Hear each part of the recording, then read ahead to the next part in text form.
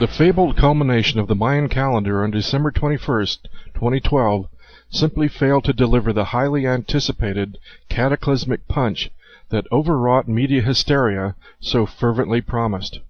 As well, the destroyer planet Nibiru was another no-show, a reminiscent replay of the false flag Millennium Computer Meltdown Y2K. December 21st, 2012 came and went. It was just another day.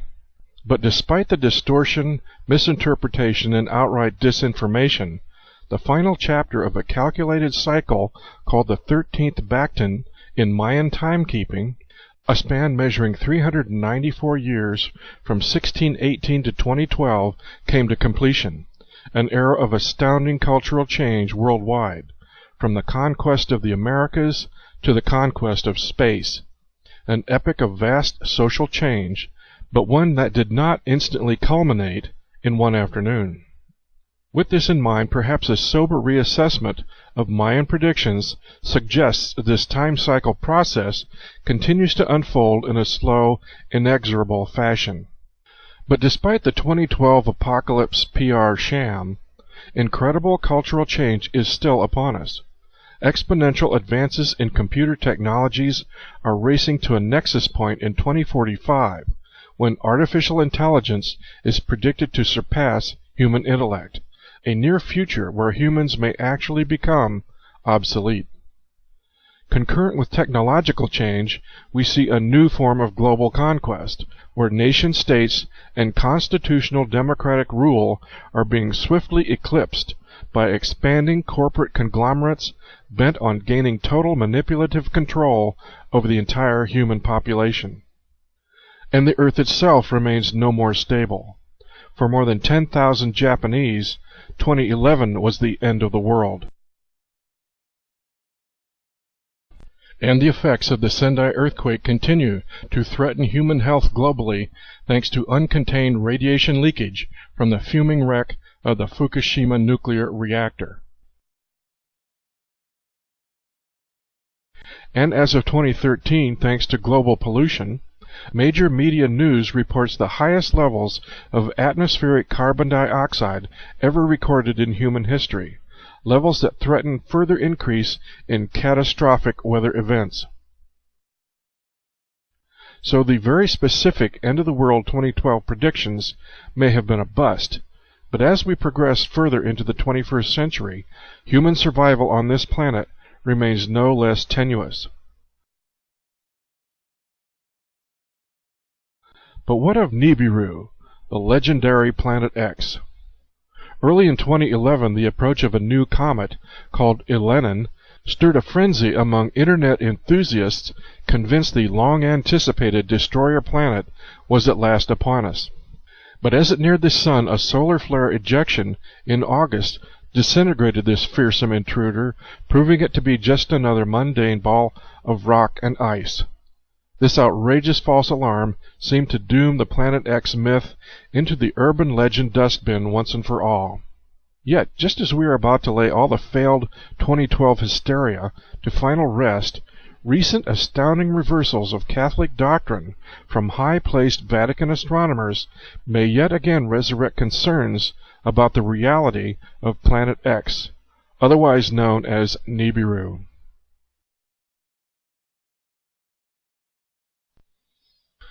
For those familiar with the controversial research of Zecharia Sitchin, Nibiru is associated with the fabled 12th planet.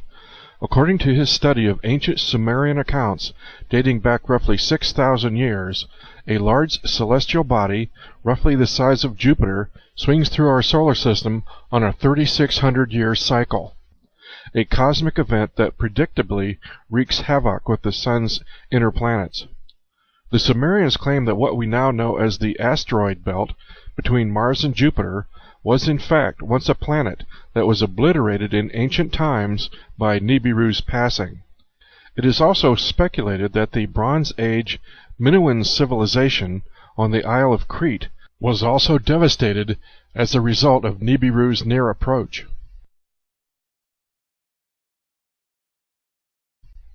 Scientists speculate this celestial object to be 4 to 5 times larger than the Earth and nearly 100 times as dense. It is a failed star, visible only in the infrared spectrum, yet it generates enough emission to warm the 7 moons that encircle it. However, as it draws closer to our Sun, an electromagnetic exchange may cause Nibiru to partially ignite with a red glow and a corona discharge, giving it the appearance of fiery wings, making it visible in our skies. And according to Sitchin's Sumerian research, at least one of the winged sun's moons is said to be inhabited. Moreover, these legendary extraterrestrials, called Anunnaki, are alleged to possess a proprietary interest in Earth humanity.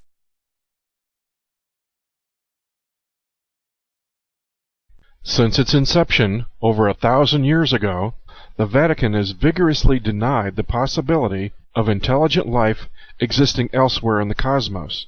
The Church originally defined a worldview declaring the Earth was flat and that all the universe revolved around it, elevating the Pope himself to the high pinnacle as God's vicar, custodian of all wisdom and knowledge. Secular challenges to that established orthodoxy have been historically met with severe punishment. In 1600, philosopher Giordano Bruno proclaimed his belief in a plurality of worlds, suggesting the possibility of extraterrestrial life, or aliens. The Church adamantly refuted his theories and burned Bruno as a heretic.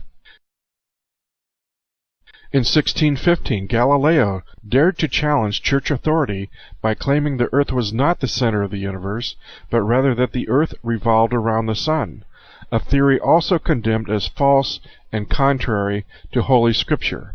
In 1632, the Holy Inquisition ordered Galileo to recant his heresies. Ultimately, he was not executed, but he was held under house arrest for the remainder of his life. But here in the early years of the 21st century, we are witness to astounding reversals in the Vatican's orthodox perceptions of universal cosmology. Perhaps to preserve its credibility and minimize the negative social impact of a potential ET revelation, a proactive public dialogue has been recently initiated. In November 2009, the Vatican hosted a conference on astrobiology.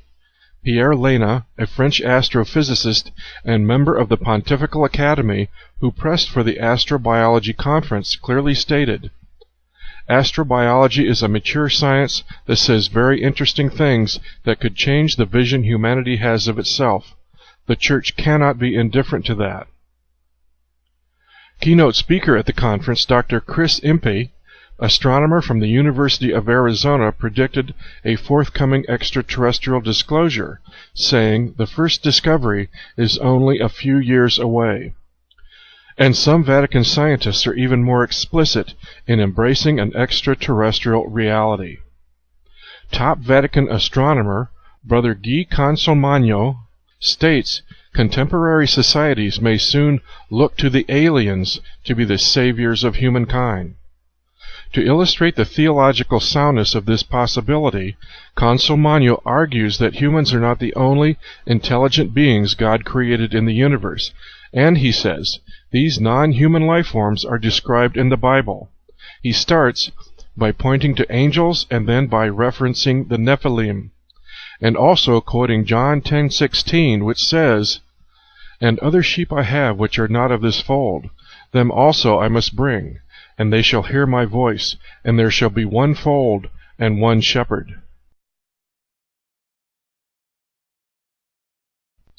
Dr. Christopher Corbally, Vice Director of the Vatican Observatory Research Group on Mount Graham until 2012, believes our image of God will have to change if disclosure of alien life is soon revealed by scientists, including the need to evolve from the concept of an anthropocentric God into a broader entity. The late Monsignor Corrado Balducci often appeared on Italian TV to talk about Satanism, religion, and extraterrestrials. As an exorcist, theologian, and member of the Vatican Curia, and friend of the Pope, Balducci went perhaps furthest to state that ETs were not only possible, but already interacting with Earth, and that the Vatican's leaders were aware of it. Balducci flatly stated that extraterrestrial contact is real, and speaking as an official demonologist, he assured that extraterrestrial encounters are not demonic, they are not due to psychological impairment, and they are not a case of entity attachment, but these encounters deserve to be studied carefully. As well, Balducci emphasized, as God's power is limitless, it is not only possible, but also likely that inhabited planets exist. Balducci also shared a personal wish to be the spokesman for these star peoples who are part of God's glory, and I will continue to bring it to the attention of the Holy Mother Church.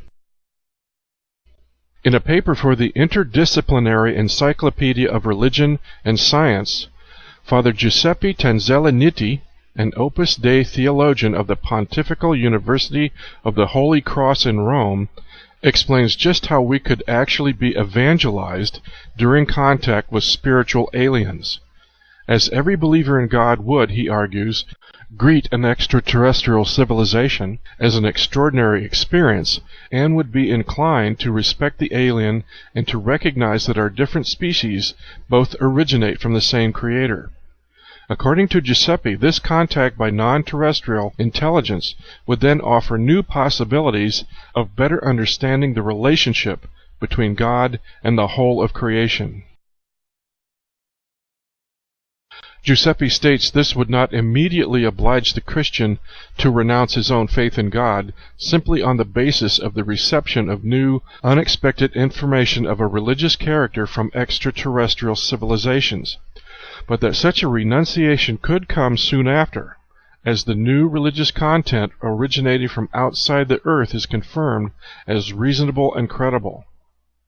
Once the trustworthiness of the information has been verified, the believer would have to reconcile such new information with the truth that he or she already knows and believes on the basis of the revelation of the one and triune God, conducting a rereading of the Gospel inclusive of the new data. Father Jose Funes, a Jesuit astronomer, director of the centuries-old Vatican Observatory, and also a driving force behind the Astrobiology Conference, suggested that the possibility of brother extraterrestrials poses no problem for Catholic theology. As a multiplicity of creatures exist on Earth, so there could be other beings also intelligent created by God. This does not conflict with our faith because we cannot put limits on the creative freedom of God. In a 2008 interview, Funes speculated on the question of whether extraterrestrials would need to be redeemed, which he believes should not be assumed. God was made man in Jesus to save us, he says. If other intelligent beings exist, it is not said that they would have need of redemption. They could remain in full friendship with their Creator. Funes currently heads the VORG, Vatican Observatory Research Group, and just as the new Pope Francis, Father Jose Gabriel Funes is also from Argentina, where he entered the Jesuit order. In fact, one of his 3 examiners was Cardinal Jorge Bergoglio, who now reigns as Pope. Funes, who astounded the world with his essay, The Alien is My Brother, is famous for invoking St. Francis of Assisi as an apologetic for accepting ETs. To say it with St. Francis, if we consider some earthly creatures as brothers or sisters, why could we not speak of a brother alien? He would also belong to the creation.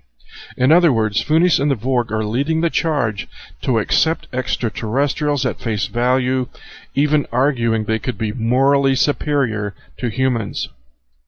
Author Tom Horn, in his new book, Exo Vaticana, further reveals the position of Father Jose Funes, who states that to not believe in the existence of aliens and be willing to accept their morally superior dogma, that is going to be the true heresy of the future.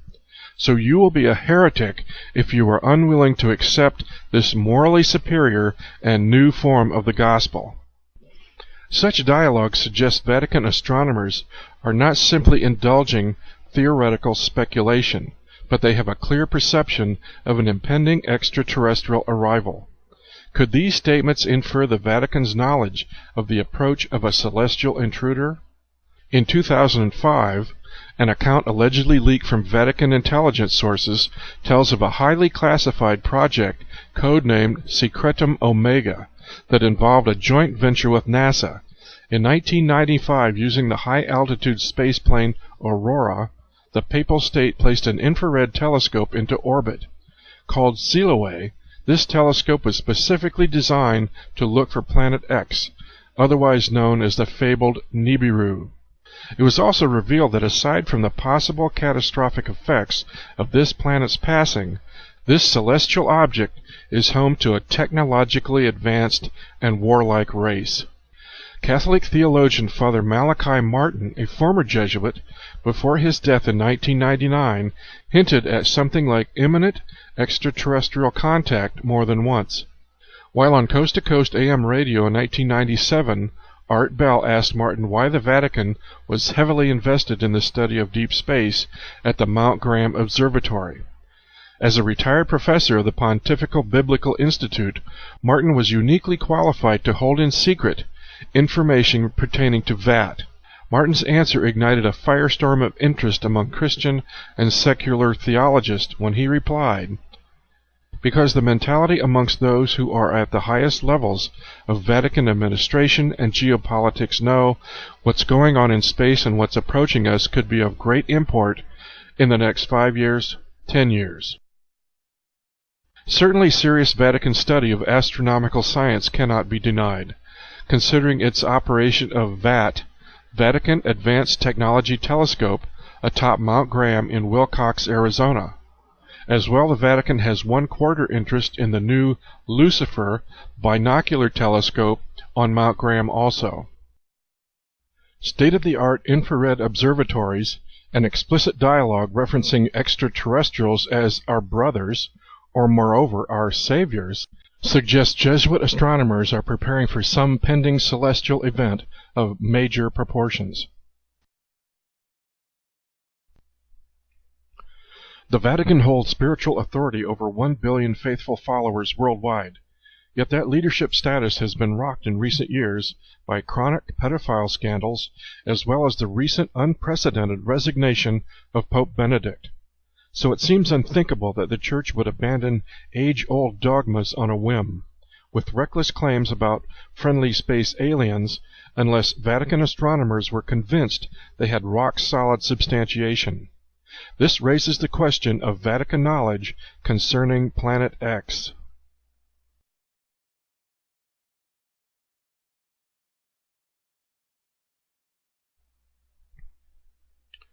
Public news of an approaching rogue planet first hit the press in 1984.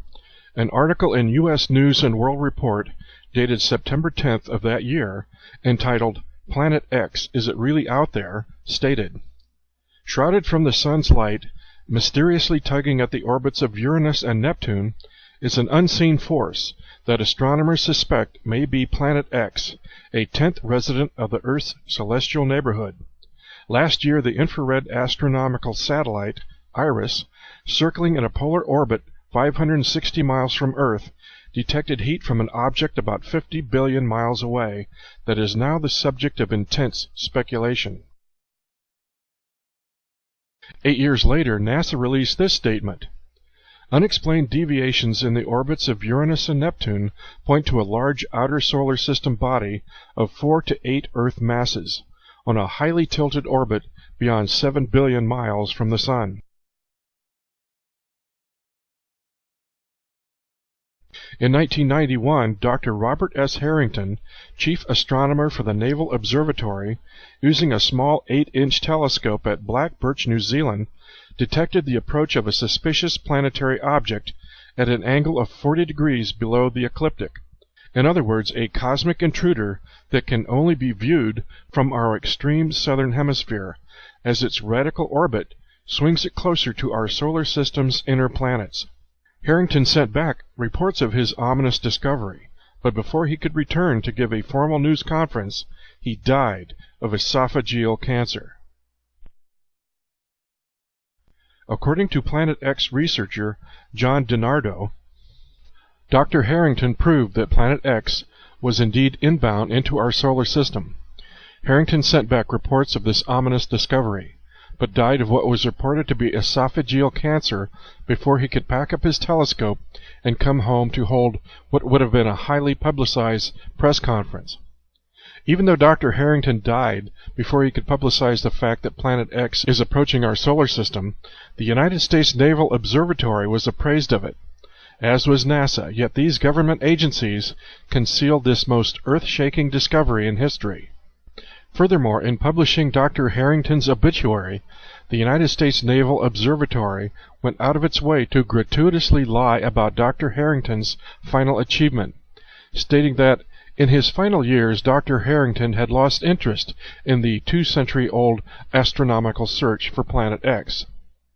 Dr. Harrington's colleague in the search for Planet X, Dr. Tom Van Flandern, reversed his affirmative statements about the approach of Planet X and became peculiarly silent on the issue.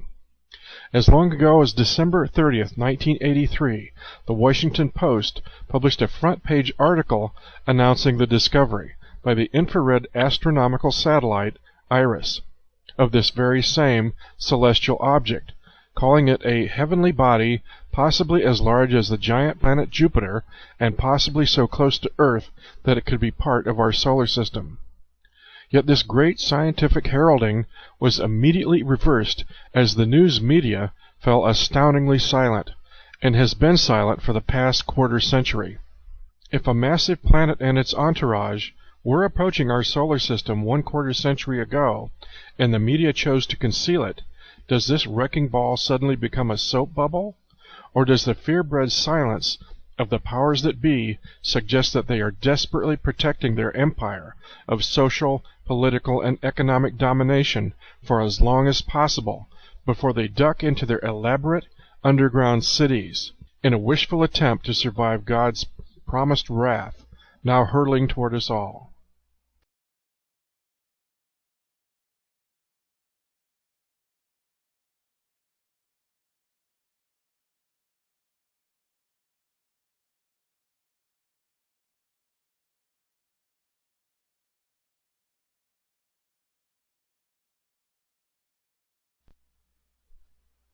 It would seem that despite the general global economic downturn, there is something out in space that world governments are spending a lot of money to keep track of. In 2003, the Spitzer Space Telescope was launched as the world's largest orbiting infrared telescope. In addition, we now have SOFIA, NASA's stratospheric observatory for infrared astronomy, high-altitude jumbo jets fitted with onboard telescopes to detect invisible stars. SPT, or South Polar Telescope, is an American microwave tracking telescope recently constructed at the Antarctic to monitor objects not readily observed in the visible spectrum. And nearby, the French have built their new Concordia telescope, allegedly for the purpose of monitoring seismic activity on Jupiter. Could it be mere coincidence that the best vantage point for viewing Nibiru's approach at this time would be the Antarctic, just as Dr. Harrington reported from our extreme southern hemisphere? In December of 2008, the Pan-STAR Panoramic Survey Telescope and Rapid Response System went online with a telescope constructed on Mount Haleakala on the Hawaiian island of Maui, equipped with the largest digital camera in the world, recording 1.4 billion pixels per image. This eye in the sky is specifically designed to seek out potential asteroids or comets that may pose a threat to planet Earth.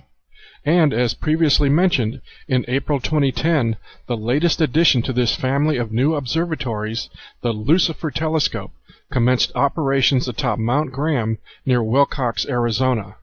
Built by a German-American-Italian consortium, as well as one-quarter Vatican funding, Lucifer joins church-owned Vatican Advanced Technology Telescope, VAT, in service atop Mount Graham also. Perhaps aptly named after the light bearer, Lucifer is the world's largest binocular optical telescope, designed to provide unprecedented observation of near-infrared objects. The vast light-gathering power of this telescope will allow astronomers to collect the spectral fingerprints of the faintest and most distant objects in the universe. Yet considering the ominous name of this observatory combined with its infrared technology, also suggests serious intent to locate Planet X as well. So while mainstream media continues to supply endless, inane distractions to maintain a soothing facade of everyday normality, there are covert signs that suggest the powers that be are clearly aware of the elephant in the room and are ramping up all the resources at their disposal to survive whatever's coming.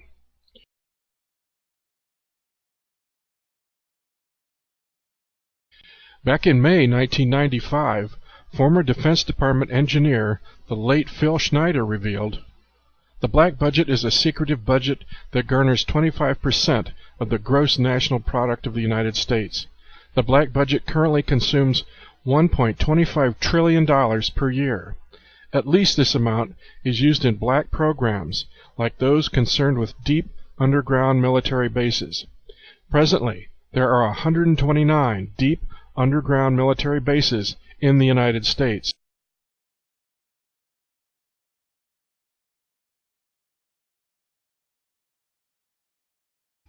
In 1994, Hollywood showcased practical application of just such underground shelters with the film Deep Impact, a disaster epic about a comet strike. Is there a connection between the vast amounts of money being spent on both astronomical observatories as well as underground shelters? Deep Impact made explicit reference to shelters built in Missouri. Presently in western Missouri, just south of Springfield, a curious building project is nearing completion. Pensmore is a mansion under construction in the Ozark Mountains of Highlandville, Missouri. When completed, the home will be the private residence of Stephen T. Huff and his family. It will be one of the largest private single-family residences in the United States. Huff is the chairman of TF Concrete Forming Systems, which is doing the concrete construction work for the home. Huff at one time worked in Army intelligence and was a CIA officer. Huff later founded Sensor Systems in 1993 and served as its CEO. The company, later known as Overwatch Systems, created leading commercial software products for medical, defense, and intelligence applications. The Stephen T. Huff family applied for a permit in 2008 to begin construction of the mansion. The home is unique as it is insulated concrete form structure that is designed to showcase sustainable construction techniques on a large scale. The home is designed to be earthquake resistant, bulletproof, blast-proof, bug-resistant, and fire-resistant. The structure is capable of withstanding an EF5 tornado, a destructive force equal to the Hiroshima atomic bomb. Huff chose the location in Missouri because the state offers a climate that has both warm and cold temperatures, which allows for better testing of the green technologies in the home. Additionally, the rural location of Highlandville was known for lack of construction regulation. The project is not subject to building regulations or building inspections, which would have complicated construction efforts. The mansion is scheduled for completion by 2014.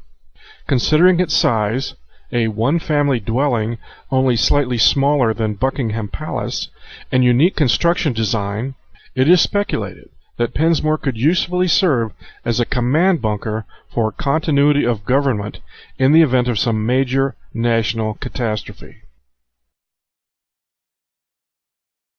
In 2012, while researching the Pensmore Mansion mystery for his television program Conspiracy Theory, Jesse Ventura and his investigative team discovered a vast network of underground facilities that honeycomb the mountain beneath Pensmore. Is Stephen Huff's mansion just the tip of a gigantic survival colony iceberg? By strangest coincidence, western Missouri also holds strategic importance to the Mormon Church. A sacred prophecy states their church will relocate from Salt Lake City and other areas during drastic times to Missouri to build up City of Zion or New Jerusalem in Jackson County, otherwise Independence, Missouri. Mormon Church founder Joseph Smith is also reported to have said that a temple which the Latter-day Saints had planned to build in Jackson County, Missouri, will be built in this generation. Could it possibly be coincidental that this same area of Missouri is located upon the North American Craton, which just happens to be the most geologically stable area of the continent? Are these combined facts just odd synchronicities, or do they point to darker possibilities? They seem to bring all new meaning to follow the yellow brick road. Yellow bricks meaning gold or money might lead to the Missouri Ozarks or Oz Ark, Oz being an Illuminati reference to Egyptian god Osiris, where a survival shelter, Ark, is being prepared and preserved for a privileged elite. And why would the privileged elite have need of an Ark? Global masters possessing inside information know that if Nibiru did in fact approach our world, underground shelters would be an imperative for human survival.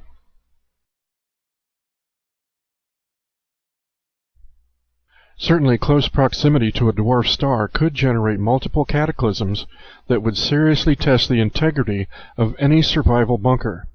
Superstorms packing winds of 300 miles an hour could sweep the lands. Fractured tectonic plates could spawn vast earthquakes. Land masses may collapse into the ocean while new continents appear.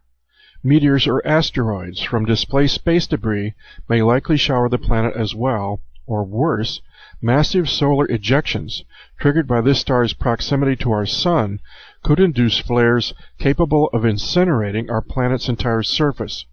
In short, planet Earth could be ravaged by geological disasters of a biblical scale. And though such catastrophes failed to materialize in 2012, there's no guarantee our future is serenely secured.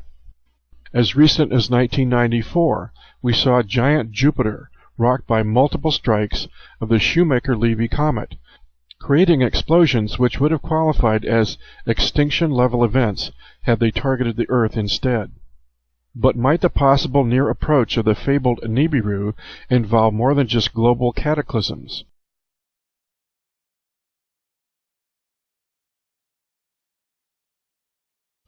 What if it brought humanity face to face with an overwhelmingly superior extraterrestrial civilization, the Anunnaki, the gods themselves? Researcher Jim Marrs turned up some curious facts about the 2003 Iraq War.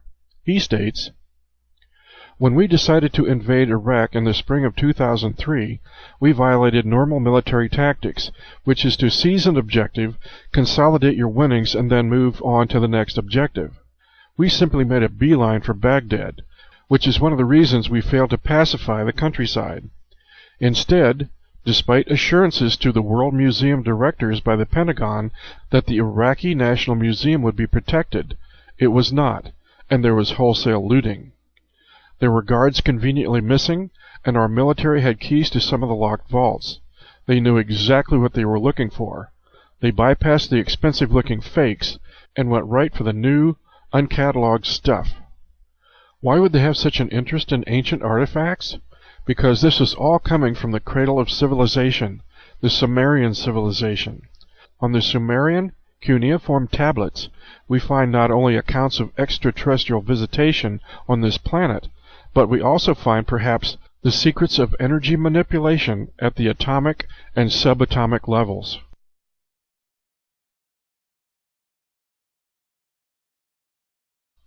According to the Sumerian legends, there was a time when celestial gods openly interacted with Earth humans. In fact, modern Homo sapiens is said to be the product of genetic engineering by these same gods.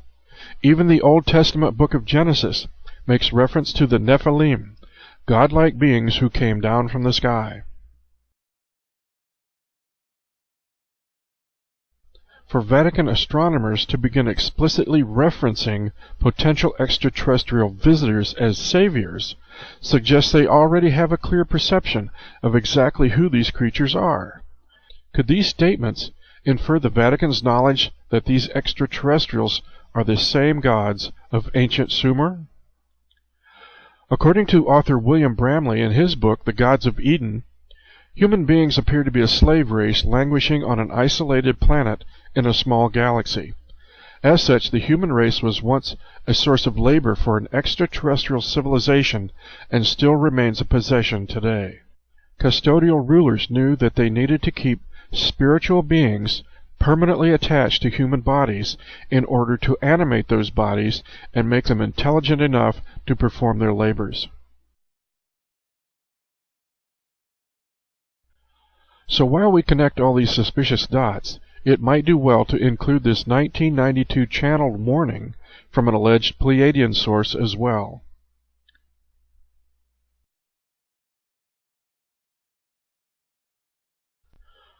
Over the next number of years, those who come from the skies may not be members of the family of light.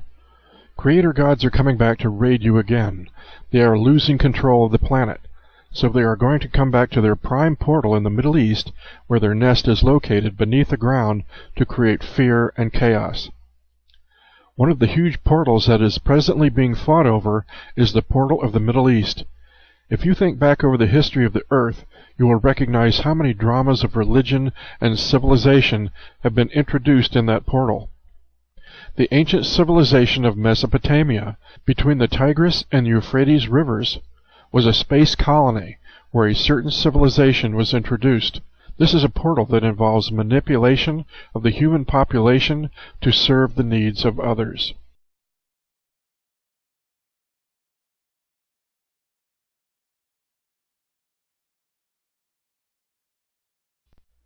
But could the arrival of alien saviors simply serve a sinister, false flag masquerade for this planet's ruling elite to stage a shock and awe grand finale that consolidates their totalitarian rule once and for all?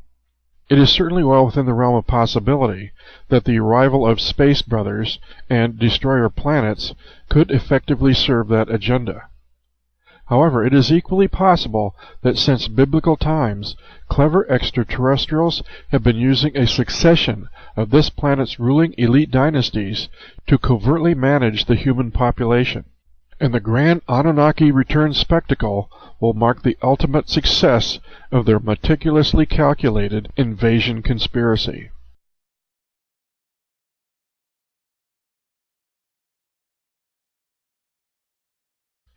After you had manipulated the population to the point where your covert control over it was complete, you might decide to go overt and let a few ships land in public. But you would not go from covert to overt unless you were sure of the totality of your control. Humanity is not about to be invaded. Humanity is not in the middle of an invasion.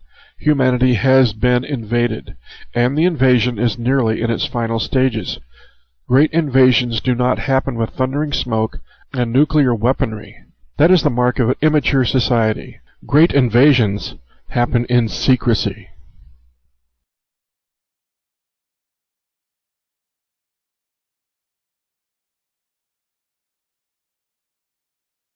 The Nibiru mythos offers yet one more scenario of a possible extraterrestrial reality.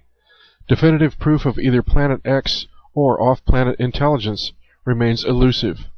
Implications posed by the evidence shared in this essay are disturbing yet conjectural.